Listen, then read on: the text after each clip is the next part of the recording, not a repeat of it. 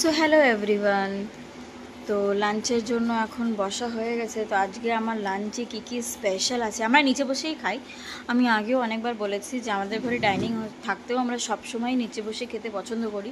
তার কারণ হচ্ছে একবার যদি আমরা নিচে বসে খাওয়াটা বন্ধ করি, ডাইনিংয়ের অভ্যাস করি, তারপরে মানে আর ইন ফিউচারে পাওটা এইভাবে দিয়ে বসতে অনেক অসুবিধা, আর বসাটা সম্ভব না। এখন আমি বিন্দাস এইভাবে যদি 2-3 ঘন্টাও বসে থাকি, আমার পায়ে ব্যথা হয় না, ঝিঝি ধরে না, কিছু না। কেন কি এটা অভ্যাসের উপরে ডিপেন্ডেন্ট।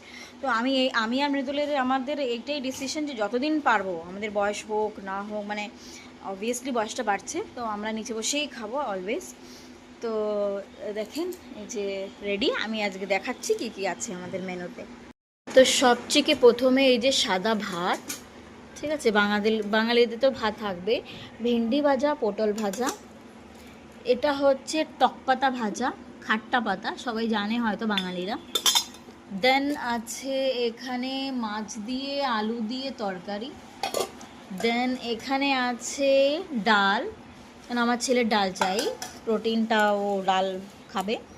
দেন এখানে আছে মাছ ভাজা, অ্যাজ ইউজুয়াল বাঙালিদের ঘরে মাছ ভাজা আপনি পাবেন প্রতি বেলাতে।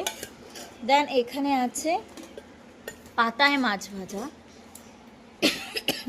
দেখেন পাতায় মাছ। তো এই সব হচ্ছে আজকে আমাদের মেনুতে।